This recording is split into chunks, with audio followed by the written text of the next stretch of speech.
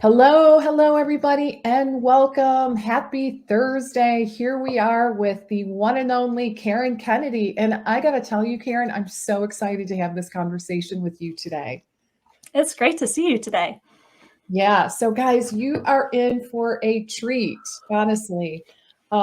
Really looking forward to this chat. So, we are going to have a conversation with Karen Kennedy.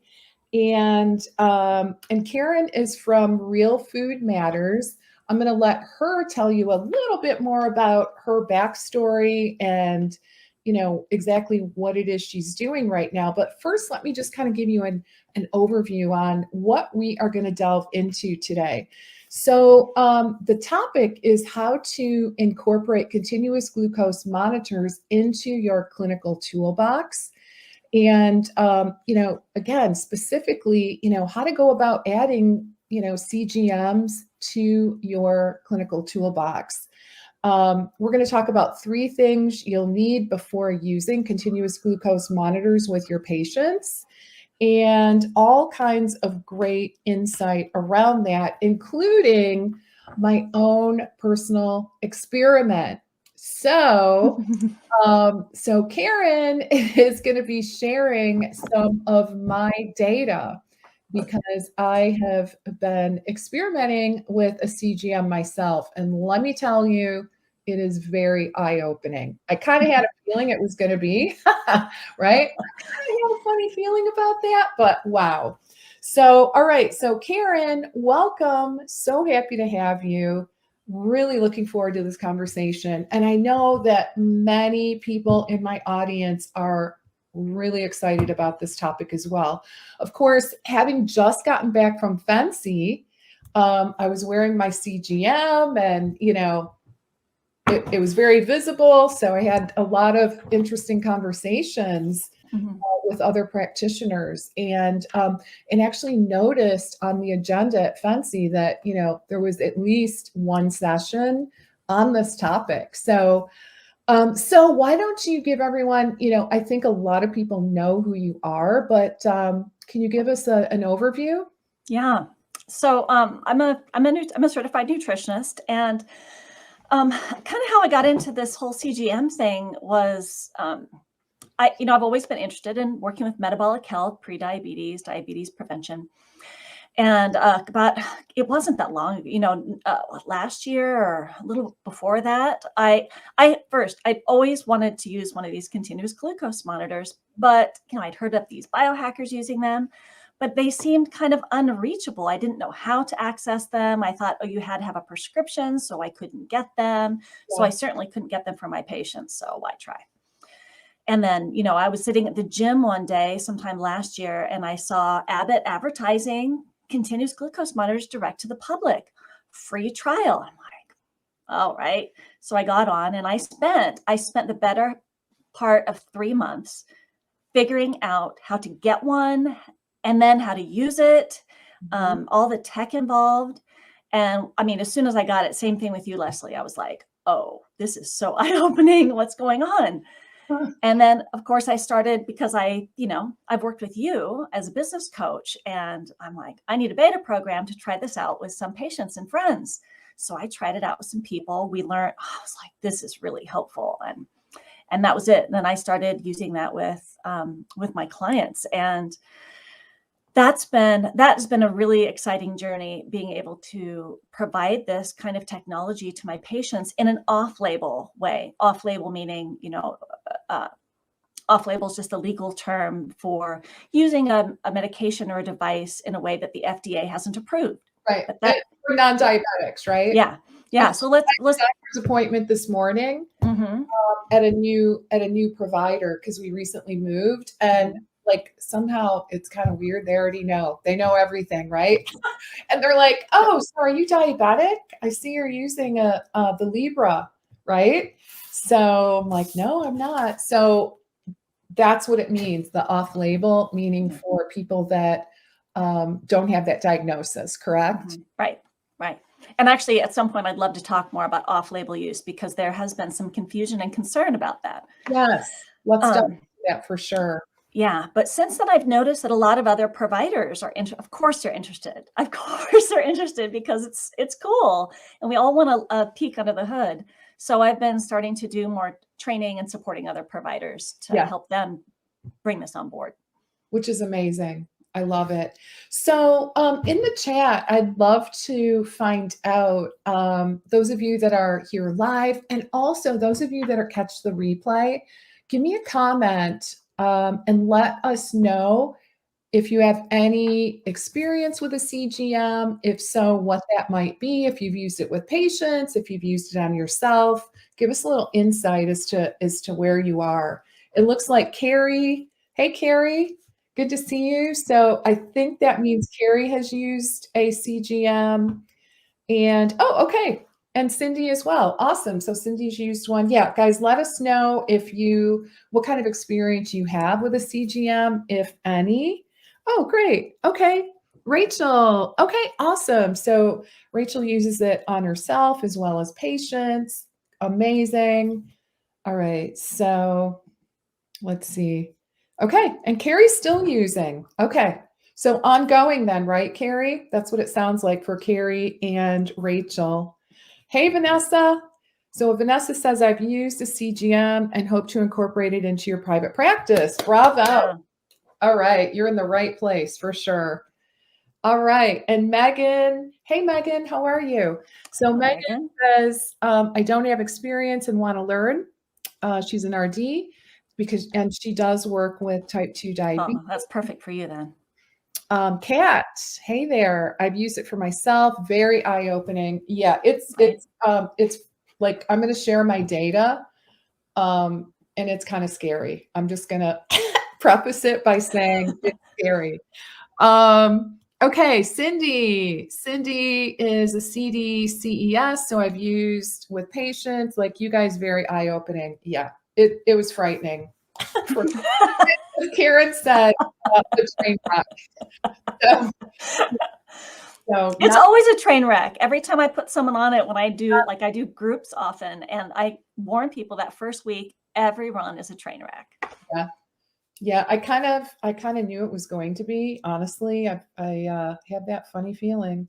Okay, and then Rachel, I use it when clients have lots of abdominal adiposity or obesity of non-diabetic. Okay, yeah, that makes sense. So, okay, yeah, guys, keep the comments rolling in. I'd love to know your experience in terms of using these CGMs. So, all right, so Karen, so you decided, gosh, this looks really intriguing. I'm gonna dig in, right? Mm-hmm.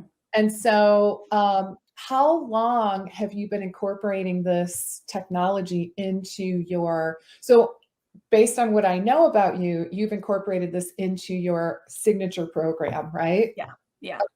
For sure. So basically, what that means is probably with few exceptions, the people you work with, this is like a primary tool that you use in your toolbox to help your clients get from point A to point B, right? Right. Okay. Right.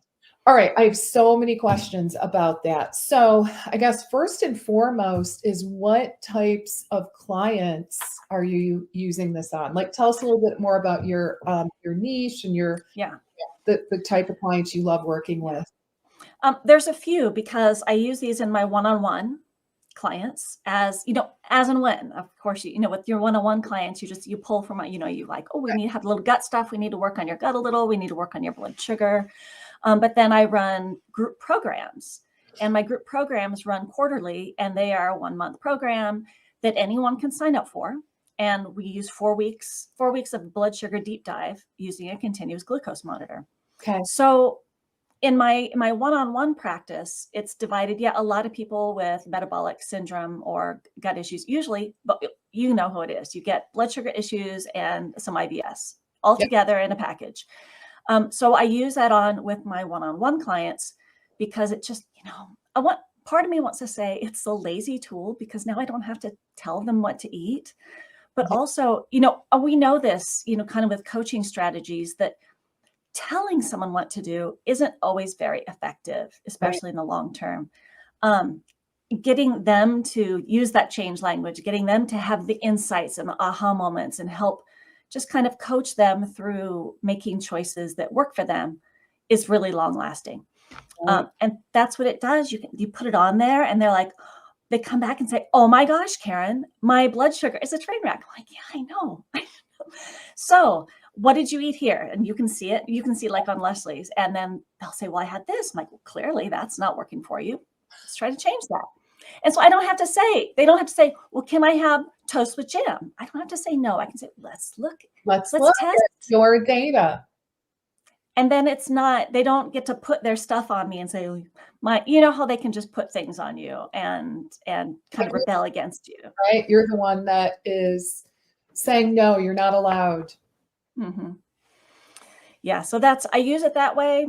I have a lot of patients who have POTS, EDS, POTS, and MCAS. And we find that with POTS, that postural orthostatic tachycardia syndrome, blood sugar dysregulation is a really key part of that. So we're starting to use that in our pain group to help them identify when food is triggering a POTS flare.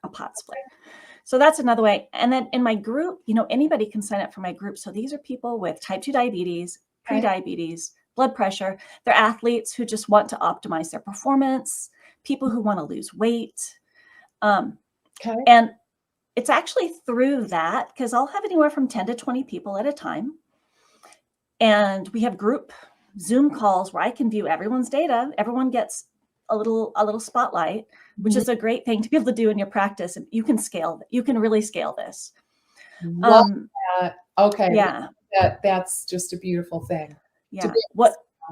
To scale. But what I've seen there is, before, if I would have seen somebody and I would seen their blood sugar staying in range, and a lot of you know what I mean by in range, I would say, well, blood sugar doesn't seem like it's the issue here. So maybe we don't need to do this anymore. But because people have signed on to a 4-week program, and we're going to use this for 4 weeks and try to dial it down nice and tightly, I've seen surprising improvements in their health in a very short period of time that I would have never assumed we would have seen in 4 weeks, let alone in someone who already was 100% in range. Okay. Wow.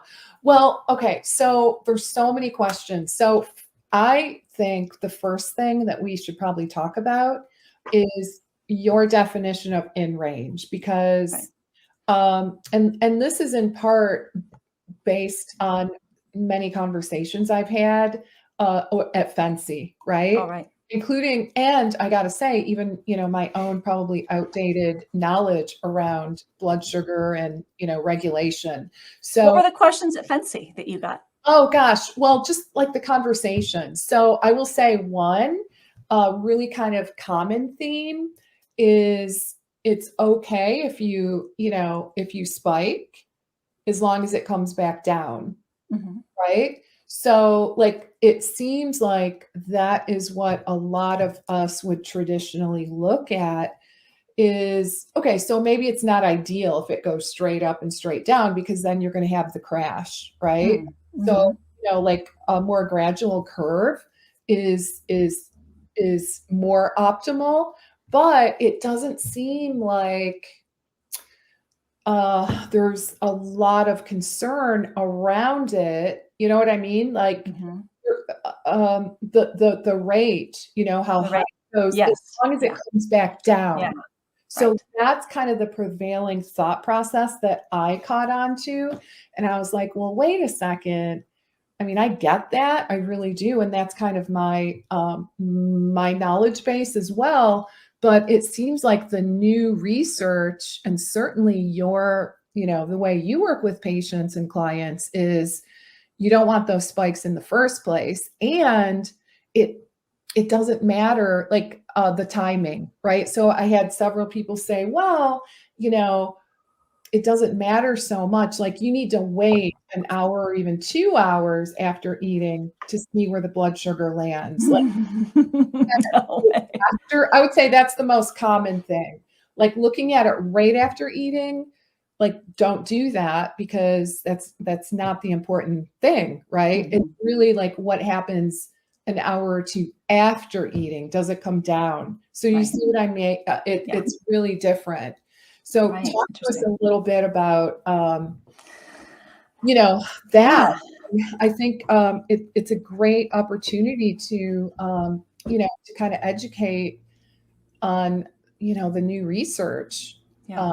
on the importance of keeping it really tight, Yeah. right?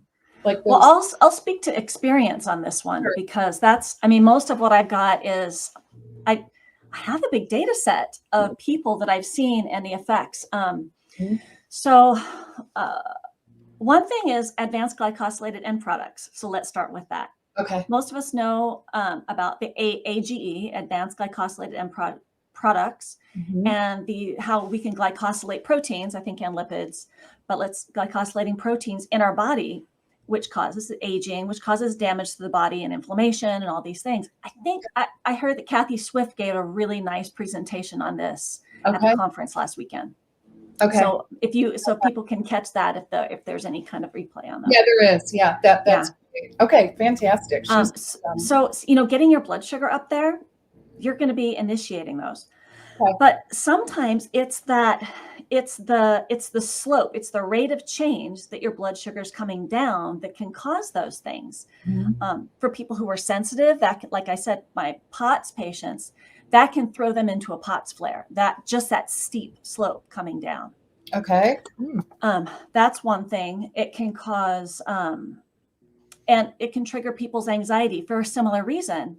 Some people, it can trigger that fight or flight. It can trigger the adrenaline epinephrine response that we usually think of happening when you're hypo. Yeah. But some people feel it when it's just coming down very rapidly. Okay. That's another one. And this would be a great time, actually. Can I share your data right now? Because you have a situation where this kind of happened. All right. So guys, be prepared. It's not pretty. It's not bad. I'll tell you, this is nothing compared. Yeah. Yeah. So yeah. Anyway, notice I'm getting like playing with like nervous. Hot flash. Right. Can you see my screen? Actually, I cannot. Oh wait, I think I need to add it to the stream. Okay. Okay. Yeah, there it is. All right, guys, here it is. Right.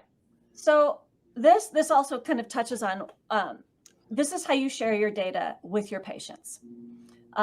This is called LibreView, and this is something, it's free software, free cloud-based software that you can get that so Lesli is sharing her data with me live.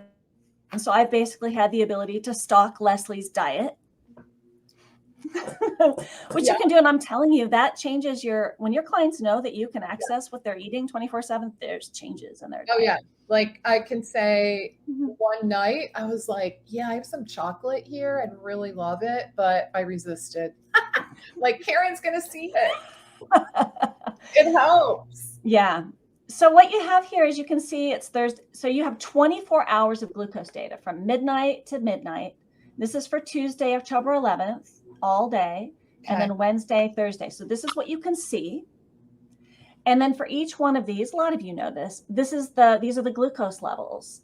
And so we're talking about range. This 70 to 140 is where I have set the range. Now, the default range for these is 70 to 180 mg per deciliter. Yeah. And some people are like, well, first of all, when you do this to your client, because you're going to pull this open for your client the first time, and it's going to be set at 70 to 180, and they're going to be feeling kind of pleased about themselves. And then you're going to go and adjust it to 140, and they're going to say, oh, why did you do that? Yeah, you wrecked it. Oh, yeah. So you can go in. Have you done that with mine? Like you change? Yeah, like I'll go back here. Okay, cool. Glucose reports.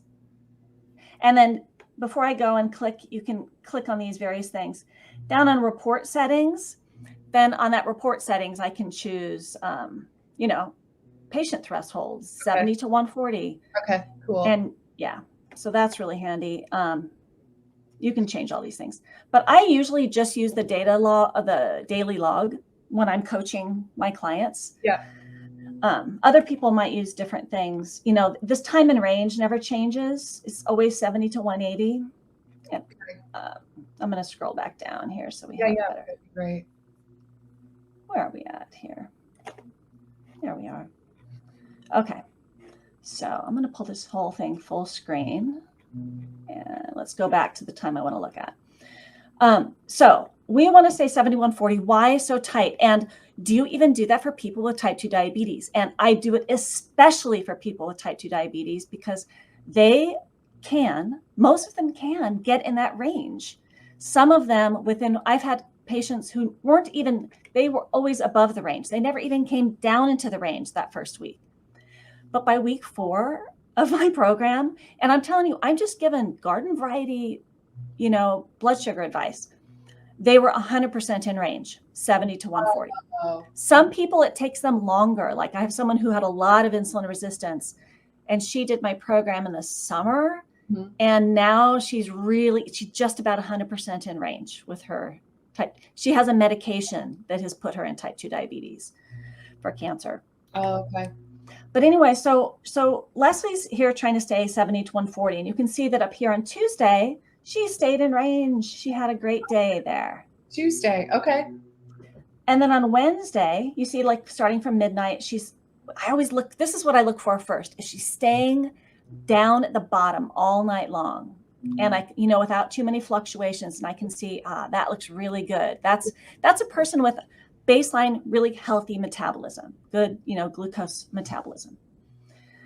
But then you can see right here, this is the hot mess on Wednesday. And then you can look down. What I like about the Libre, that's different from the Dexcom, if you're using it off label, is she can use free note system where when she's scanning, she can just type in. It's not a big deal, just like ate a bagel with cream cheese or coffee with cream, slept like crap, had a workout, stressful phone call. And so now she wrote here, had 2 pieces of toast with almond butter and jam at 10:50, also sipping coffee with cream. So we look at 10:50, right about here, she had 2 pieces of toast with almond butter and jam. And it went very high and stayed high. And you know why? It's lots of carbohydrates there, and fat to keep it up. But look at what happened. It dropped down gradually. So you'd be thinking, well, it came down and it came down to 73, which is still in range. 73 is perfectly fine. But now let's look at her note. Sipping coffee with cream, but feeling super sleepy. Nonstop client since 11 a.m. Need to grab some food now. Yeah. Why do you think Lesli was so sleepy? Oh my gosh. I could barely, yeah.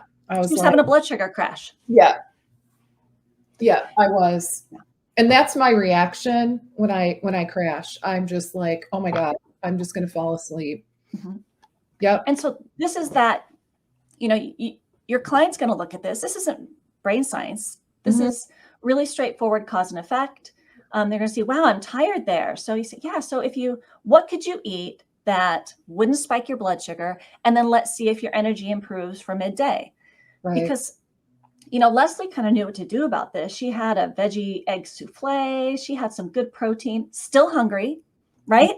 Yeah. Because that blood sugar yo-yo puts you in foraging mode. It scientifically puts you in foraging mode. Need more food. You overeat, you overcompensate. So this is a way of warding off the binge eating, that afternoon and evening overeating that you get. So she's doing smart things here.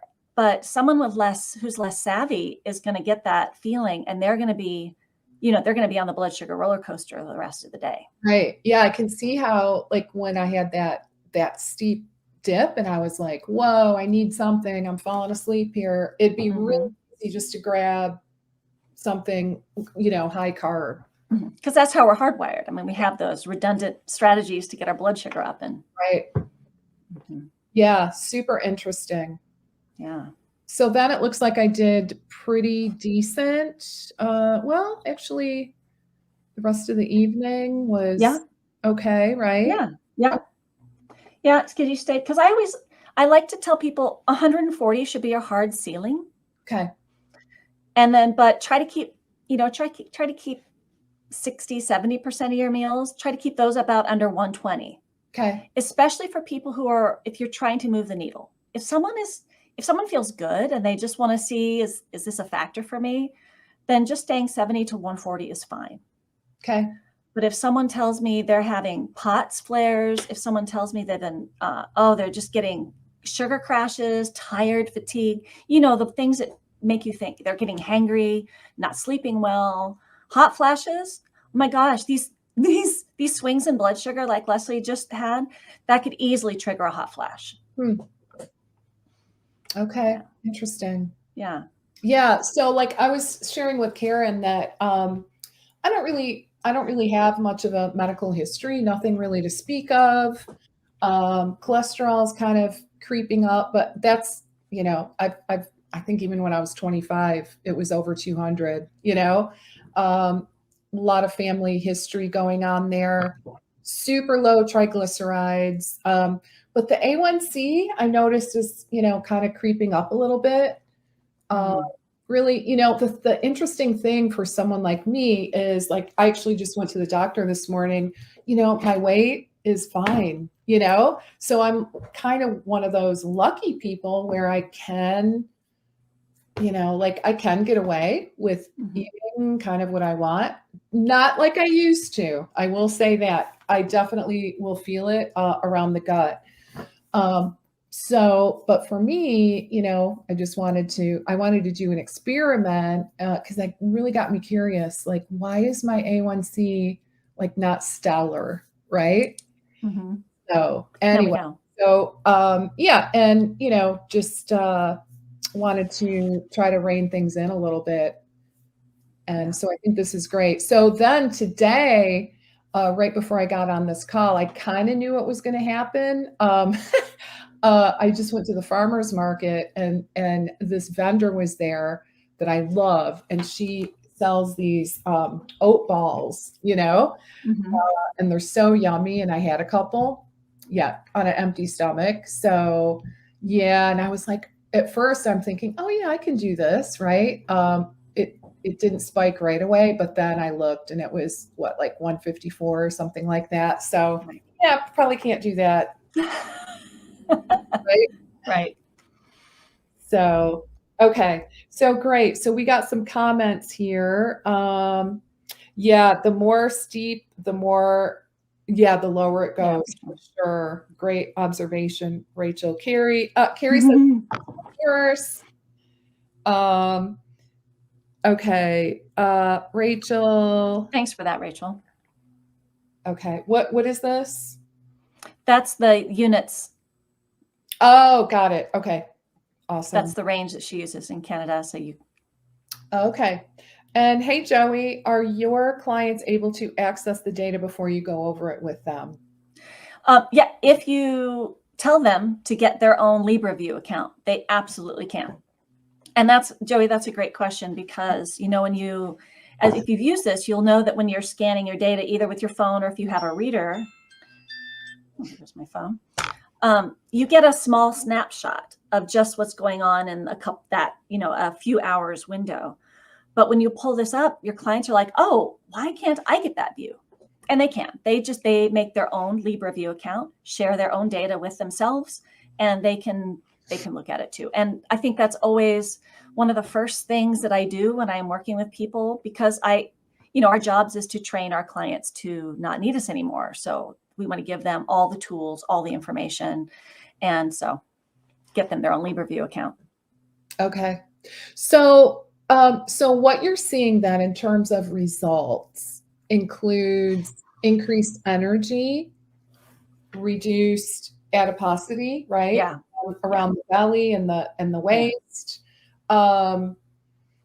Obviously better glucose control, fewer sugar crashes, so probably less binging, I'm assuming. Yes. Anything else that you want to highlight? Yeah. It's a lot of surprises. Like in a short period of time, and not doing heroic efforts, kind of emphasize doing the minimum effective dose of healthy, and nothing beyond. I don't touch on anything but blood sugar in my groups. Okay. just laser focus. So yeah, people always lose inches because if you lower insulin, you're going to lose inches quickly. Okay. I mean, and so for you, I get a lot of postmenopausal women in my group because, always our insulin sensitivity goes down after menopause. And so if we can get a handle on our blood sugars, not only do our hot flashes and our sleep improves, but all of a sudden you're able to, reduce the visceral adipose tissue, which is great for an aesthetic perspective, but also, of course, to lower inflammation and disease risk. But it's that inflammation that surprised me. I'm not measuring inflammation directly. I'm not doing an HSCRP lab or IL-6 or anything. Yep. But what we see in that amount of time is a significant reduction in pain. Oh, okay. That surprised me in that short time. And also fewer hot flashes and better sleep. Okay. But yeah, because one of my first, the hacks that we use is using protein. So always eating protein before a carbohydrate. The order of eating is really important. Have your water, have your protein / non-starchy vegetables, and then have carbohydrates. Means 1, they stabilize their blood sugar, and 2, they actually eat some protein with their meals. Yeah, that wards off a lot of the cravings. Yeah, let's talk about that. I can definitely, I'm not really a big meat eater. I'm probably not a big protein eater, as you can see. So like, what do you do, like with someone like me? Is it nuts? I mean, I'm not opposed to, well, lots of sources of protein. People can do this on a vegetarian diet. Lots of people can manage their blood sugar on a vegetarian diet. They just have to be more mindful of where that protein is coming from, because so many of the protein sources also have carbohydrates in them. Right. So it's about eating whole, minimally processed foods, getting a nice variety. So if you're having like a lentil soup, let's say you're having lentil soup, don't have bread before that lentil soup. Okay. You can make fantastic strides in this just by having a good lentil soup, maybe putting some cheese on top, having it with a salad with some hard-boiled eggs sliced in it. That's going to be a nothing sandwich on your blood sugar. Okay. Yeah. Awesome. Yeah. And then again, the order you're eating, if you have apples, like I notice you have apples and nut butter sometimes. Making sure you have some nut butter first. Yep. And instead of having like 2 apples and nut butter, maybe have 1 apple with enough nut butter to get enough protein. Okay. Yeah, I did that last night. So that was kind of an interesting experiment, because I think a few days prior I had it was last Thursday, farmers market day, right? And I went to the farmer's market, had a couple of small apples, and then ate some cheese. So the opposite order, right? And it wasn't good. And then I think it was last night after I ate the egg souffle, and I think I had a little cheese, and then I had the almond butter with one small apple, and it seemed like that was fine. Yeah. So yay. Yeah. And that's the thing, because it's so nice when you can tell people that they don't have to eliminate foods so much, or like food, you don't have to make foods bad. You just have to teach them how to be smart. Exactly. Yeah. Let's take a look at our questions. I do want to chat with you too about, I guess, some of the challenges that you experience, because I guess however you look at it, I kind of view it as unfortunate that we have to get a prescription, right? A physician prescription to integrate this. So I do want to talk a little bit about that. And then Marie says, hey, Marie, how are you? Did you say that fat with a meal will work to increase the time zone? Yeah, I'm glad you asked that, Marie. Good there. So I think this is probably pretty conventional with diabetes education too. Maybe you can speak to that, Lesli. But I find when you're eating carbs, this has to do with especially a high carb meal. So if you're having a meal with a moderate amount of carbohydrates, an adequate amount of protein, and a moderate amount of fat, it's not a player. But if you have a high carb meal, like 2 pieces of toast with jam, that's a high carb meal. And then you add a bunch of nut butter to it. We know that the fat, either fat, fiber, or protein, slows gastric emptying. Oh, okay. So, I mean, think about this. If you put both a lot of carbohydrates and a lot of fat in your stomach, you're going to get those carbohydrates coming through pretty quickly, that toast. And then that fat's going to slow down gastric emptying. So the bread does spike the blood sugar. I mean, it's going to go up. So it gets it up there. And then the fat slows down gastric emptying, which means that your spike's not going to go as high. Like if she just had 2 pieces of toast and jam, that would have been a different picture. You know, it would have been more steep. So interesting, because I thought I was doing a good thing. Right. And you kind of did. It didn't go as high, and that's a good thing for sure. Okay. But then adding that fat with a high carbohydrate meal is going to create this like plateau, so it stays high longer. Because the gastric emptying. Yeah. Okay. So for the people who really need to dial down on their blood sugar, which is not really Lesli, right? Leslie's just kind of a healthy person who wants to tweak things a little bit. She has a healthy metabolism. But for someone with a more impaired metabolism and really poor fuel partitioning, I would have their carbs. I would have fat with a protein meal, or I would have carbs with the protein meal. I wouldn't have, because, you think about, well, fat slows the gastric emptying. I could have fat with carbs, but I wouldn't have high fat and high carb together. Okay. At all. Wow. Well, that's Mexican food. You did that too. You had Mexican food. I did. Yeah, it was a great Mexican food is the plateau meal. Okay. Yeah, I had Mexican, and that was not a pretty sight either. I remember, and I loved it because Karen emailed me and she was like, yeah, I saw the Mexican food. It wasn't pretty. And things kind of stayed elevated, and I didn't have any alcohol or anything. It was just, did I have chips? It stayed elevated all night. Yeah. Elevated all night long, which is not good. Yeah. Obviously. Yeah. So this is when, your clients think, oh, I'm doing intermittent fasting. I'm fasting from I stopped eating at 8 o'clock and I didn't eat again until 10 o'clock the next morning. But if they had Mexican food, they were not in a fasted state until she wasn't in a fasted state until about, was it 3 a.m. or something? Whoa. Your liver was like, I got nothing. I'm still busy doing the dishes from dinner because I got this huge blood sugar thing, and it has no time to do, any kind of detox or. Amazing. That's so fascinating. Guys, I never would have known that. Seriously, never. That is so super cool. Let me take a look. There's so many good questions here.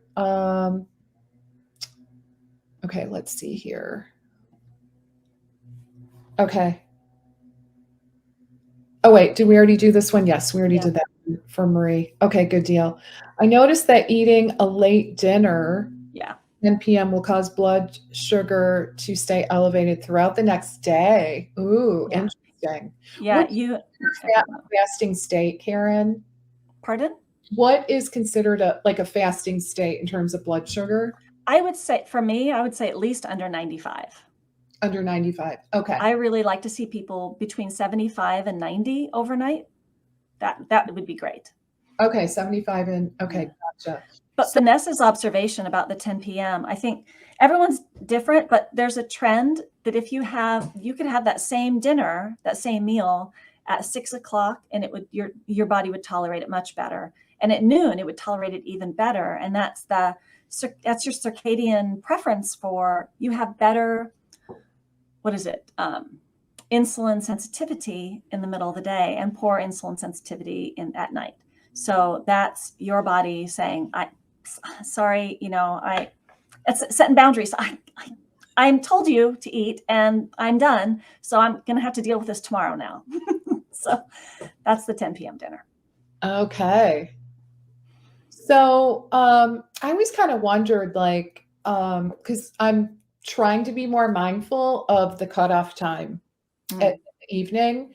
And I do find that sometimes I'm really hungry. Like I feel really, really hungry, but I'm like, okay, like I'm fine. I'm not gonna like keel over. It's all good, right? Mhm. Go to bed, right? Um, at what like for someone like me, do you think I would need to worry about going too low?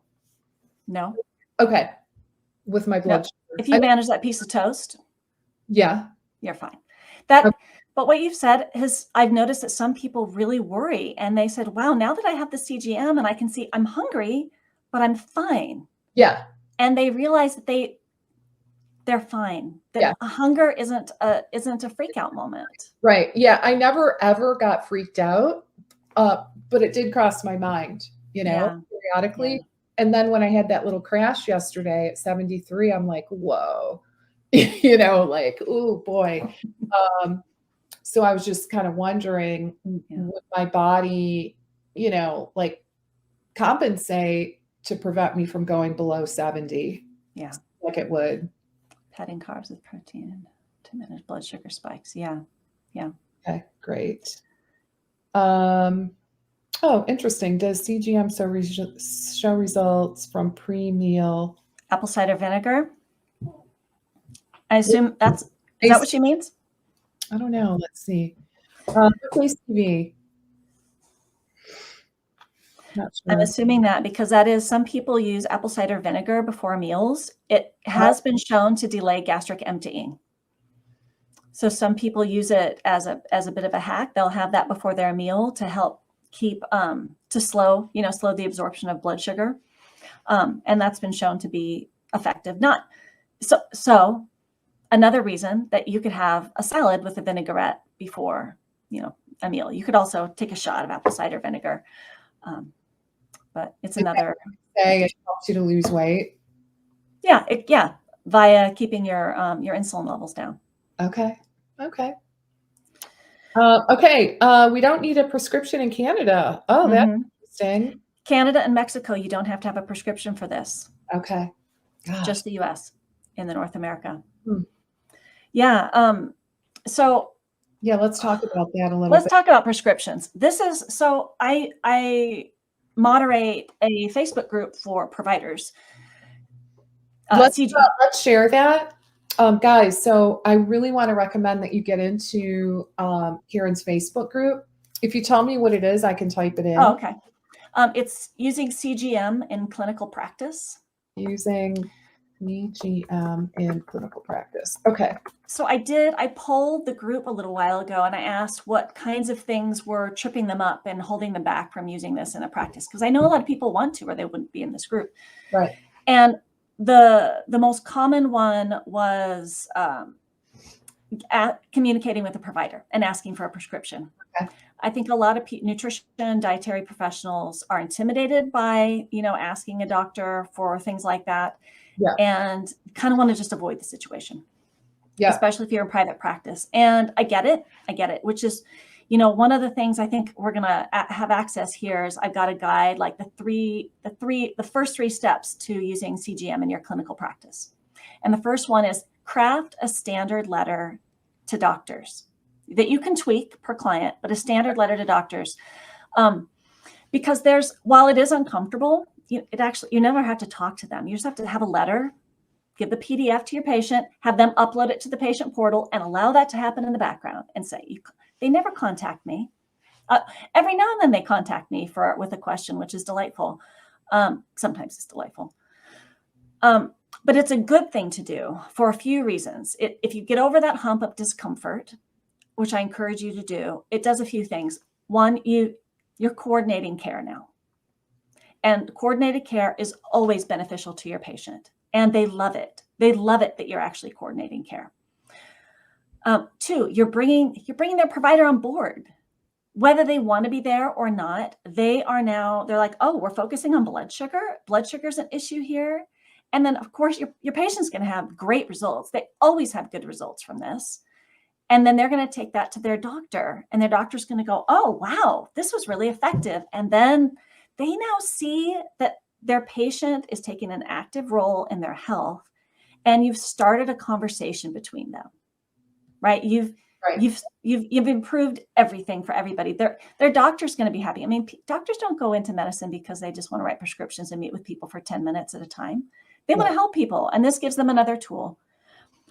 Also makes you look good. You get more referrals this way. Thank you. Like, oh my gosh, guys, do it.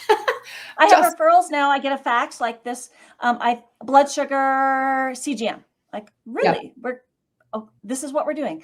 And when I first started this, I got a lot of providers balking and not wanting to write the prescription because it wasn't indicated or it's not going to get covered. And so I'm going to say this again.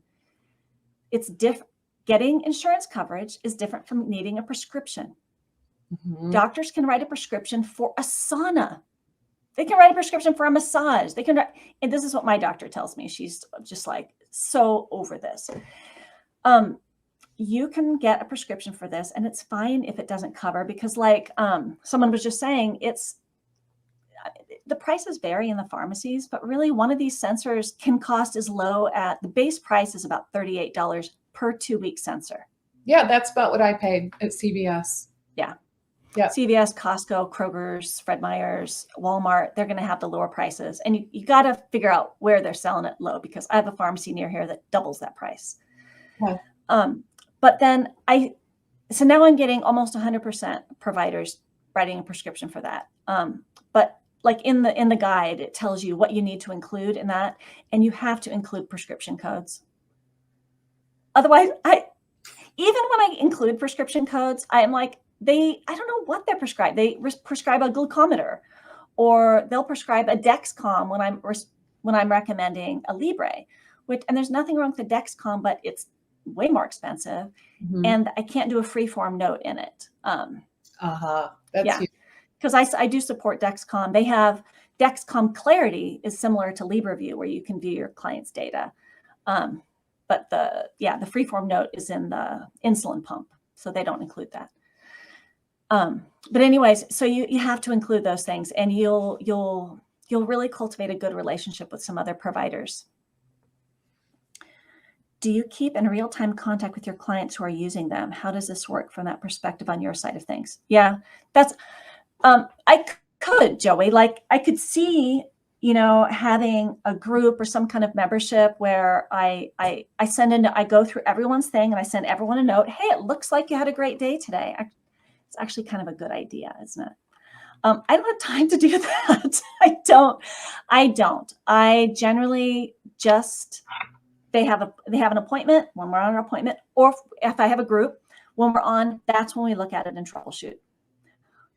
But if someone has a package with me and they've signed on with me for like a 3-month period, they also get more support in between. So they will sometimes write me a message and say, hey, could you check my CGM, because I just had something weird happen, and I'll check it and message them back. So that's what I do. Karen, what is the, how can they get the PDF that you're referring to? That is going to be, I gave that to you, Leslie. Oh, you did? Okay, let me grab it. All right, I'm going to have you answer another question while I grab that. How can we add CGM without needing a prescription? I work with postmenopausal women who are having increased A1C, of course, and this would be great to figure out which foods are problematic. Okay, so you can get so let me not answer your question first and then answer your question. Try to get them a prescription. You're going to ask the doctor, you're going to say, I have this, and you're going to give your reasonings. I'm working with your patient so-and-so. They've come to me hoping to reduce their A1C. We know this is because of increased blood sugar, duh. I like to use a continuous glucose monitor. I find it an inexpensive and affordable and effective tool at teaching people how to manage their blood sugar levels better. Could you please write a prescription for prescription code, exactly for how long, and get back to me if you have any questions. They will write it. If they balk and say insurance is going to cover it, 2 things on that. 1, that's fine. Just say, I don't expect insurance to cover it. We're fine doing cash pay for now. But Marcia, I have seen more often lately, more private insurers cover a CGM for people without diabetes. I've even seen, so I have Medicare occasionally covering. So first I had Medicare covering someone with type 2 diabetes, no insulin at all, covered at 100%. Whoa. And I've had multiple private insurers cover people with pre-diabetes or not even pre-diabetes, 50 to 100%. It's happened a few times and it's happening more often now. And it surprises me. And I don't have a list of who that is because that's, yeah. And there's a coupon on Libra 2 website for a free 14 days. So back to the insurance question. This is so, and if you can't get an insurance for it, there are companies that do this. You can get it through NutriSense. Okay. But you can't look at the data through NutriSense. And I was just talking with Signos earlier this week, and Signos contacted me and they said that they have you can get an account through them as a provider. So you pay for an account with a certain number of seats. And anyways, there's something like this, kind of like Eat Love. Yeah. Okay. So that's an idea. So you could do that, or you can set yourself up to do it directly with your patients. And I like the one directly with my patients because then I don't have that extra expense and I know how to do it. So those are some of your options. Okay. All right, guys. Do you have that freebie? I think this is it. Oh no, that's LinkedIn. I'm looking at all the links that I have on my sheet here, my little cheat sheet. I've got the Facebook link. I've got it. I'll put it in the chat. Okay, that's great because StreamYard, I'm looking at all the links, guys. I guess that was a LinkedIn that I just shared. Yeah, there's a couple of things. So if people want to learn how to do okay, I need to learn how to do this. I had a lot of answers, so I've set up a variety of resources depending on how much information, how much of a DIY person you are, and how much of you is like, listen, I'm a busy woman. I just give me the thing so I can open and go. So I've got that free Facebook group to support people, answer some questions. I have some, let me see if I can find it here. I put your Instagram up. Okay. So, and a variety of different ways that people can reach out to you. Yeah, I put the Facebook group. I think the Facebook group link in the comments, guys. Karen's IG, Instagram, Karen Kennedy Nutrition. Okay, so you can reach out to her there and message her. We can also circle back, Karen, and add that link. I just put the link in the chat. Oh, amazing. Okay. And so that chat is, the 3 steps. It tells you how to craft that letter to a provider. Perfect. It tells you how to get an account through LibraView and how to get all that set up. And then the 3rd step is to, I would try it out yourself. That's the best way, gold standard way. And so on that note, I'm doing a provider training in November. Oh, tell us. Because, like I said, some people just I have some practitioner materials, and you can find out about this on my Facebook page. You can just ask me. I just have a PDF, a 30-page PDF with an index that tells you everything you need to know to support your patients. Great. And then I have some templates. So you're like, listen, I don't want to have to answer questions. I just want to give them the information. So they're Canva, they're brandable templates, put your website and picture on them, bam, give them to your clients, done. But then I have this course. Basically what I'm doing is I'm doing the same thing with you that I do with my patients. I'm helping you get your CGM, taking through all the tech, but you're not going to get 2 Zoom calls a week because you don't need it and you don't have time for it. Right. Because you know all the nutrition parts. So we're going to have one Zoom call and everything's recorded. You can get it on replay. Okay. One Zoom call is going to be all the tech. So you know how I support everyone with tech, with sharing data, how to keep it from falling off, optimize the accuracy and those kinds of things. How to check, when to check, how to do notes. And then we're going to have one 1.5 to 2 hour Zoom call where it's going to be a virtual clinic. So I'm going to show you how I troubleshoot data, and then we're going to break up into breakout rooms, and you're going to practice troubleshooting each other's data for a little bit. And then the third one's going to be just follow up, like what questions do you have, and how to get this set up in your own practice. Just, we're going to really focus on that, answer questions about now how do you turn this around.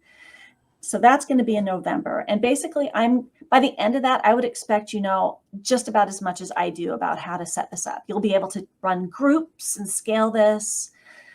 Yeah, you'll be set. So those are the smattering of things that I have to help you get set up if you want. Okay. Hey, Carol, my awesome, wonderful friend, Carol Plotkin. So, Karen, we're going to have to wrap up in just about 1 minute, but let's see if you can comment a little bit on glucose monitoring for athletic middle-aged people as necessary for fueling. Oh yeah. I was just listening. I'm listening to an audiobook on this too. So I like using continuous glucose monitor just for this, because of course you need carbohydrates, and of course you want to replenish the right amount for you. Do you need to replenish during those endurance things, or can you wait until afterwards? So my comment is just use it and figure out what your body needs. Because if you're doing long endurance things and you're doing a lot of gels during your training, that could be problematic for your blood sugar and your microbiome and lead to a lot of problems. So you can see what is your blood sugar doing during your workout. Are you easily going into, are you fat adapted? Are you easily going into utilizing fat for fuel? Are you bottoming out, and are you bonking? So I think it's a great tool for athletes. Oh, to increase their performance. Yeah. And, Karen, what's the name of the book you're listening to? Do you know offhand? It's called, I got it on Audible. Next Level by Stacy Sims. Okay. A good friend of mine, also named Stacy, who's a doctor up in Alaska. She recommended this to me because she's an Ironman triathlete, and we're both high school friends. She's 53. She's kicking ass and taking names and making sure that doesn't stop anytime soon. I love it. Okay. All right, Joey, this is so great. Thank you. This was amazing. We could keep going on and on. This has just been the most exciting, honestly, fascinating thing that I have come across in a long time. So I want to thank you for that, Karen. Cool beans. It's so eye-opening, and honestly, it's such a cool thing for our profession. Yeah, right? It is. I think it'll be a standard thing in our toolbox in another 5 years. Everyone will be doing it. You might as well get in now. Yeah, guys, go to Karen, sign up for her training, get her freebie, and then sign up for her training. Let's do this. All right. Yeah. Mimi. All right, Mimi, let's do it. And Carol, I think it would be awesome for you too, just kind of knowing what I know about your practice. I really can't think of anyone that it wouldn't be good for, in all honesty. Not in this country. No. Who is this not good for? I just can't think of anybody. Eating disorders. Okay. Thank you. All right. Eating disorders, right? All right. And I did see that someone here does specialize in eating disorders. Okay. Fair enough. But everybody else, you're fair game. All right. So, yep. So we got to call it. Thanks, Karen. I appreciate your time. Thanks, everyone, for joining us. And keep those comments coming. All right. So take care. I can't wait to hear all the feedback and how this is going inside of your practices. All right. Yeah. Bye for now, everybody. I'll see you next week.